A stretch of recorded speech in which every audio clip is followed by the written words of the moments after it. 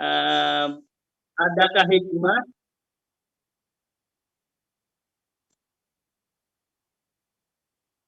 oh iya, bagaimana bila saat adzan berkumandang suara Bilal dapat terdengar sampai jarak yang jauh? Kalau Sayyidina Bilal memang suaranya segitu ya, beda dengan Rasulullah. Ini salah satu mukjizat Nabi. Rasulullah itu sallallahu alaihi wasallam punya mukjizat, diberikan mukjizat oleh Allah, suara beliau mesti kedengeran oleh orang-orang yang hadir satu majelis dengan beliau meskipun jaraknya jauh. Ini ada dalam kisah Haji Wada. Haji Wada itu Nabi bersama 100.000 orang, ya.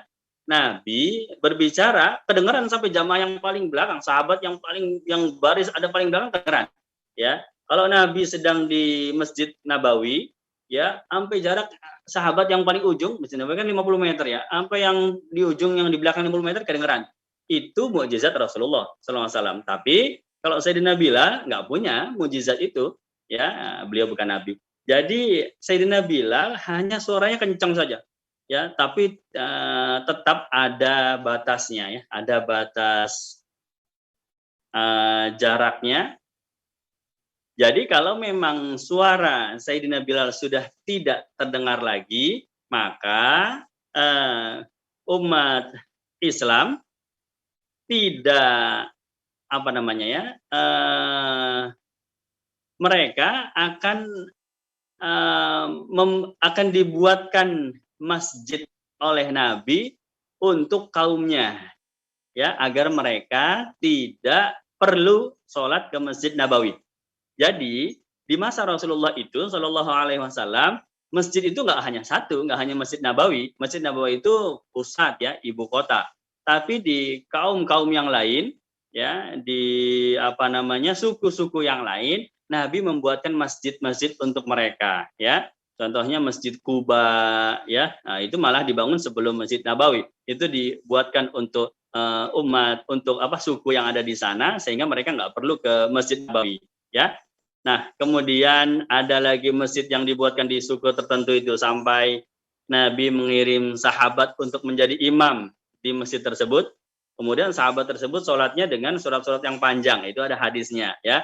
Maka ditegur oleh Nabi, jangan pakai surat yang panjang, pakai saja yang sedang-sedang saja, ya, sesuai dengan keadaan jamaah di sana. Nah, ini membuktikan bahwa masjid pada zaman Rasulullah itu tidak hanya Masjid Nabawi, ada masjid-masjid lain yang jaraknya jauh. Untuk apa? Untuk antisipasi, karena mereka tidak mungkin lagi mendengar azannya Sayyidina Bilal. Yang mendengar azan otomatis sholatnya ke Masjid Nabawi, ya. Atau getok tular. Getok tular itu apa? Jarak yang mendengar azan dia akan siap-siap untuk berangkat.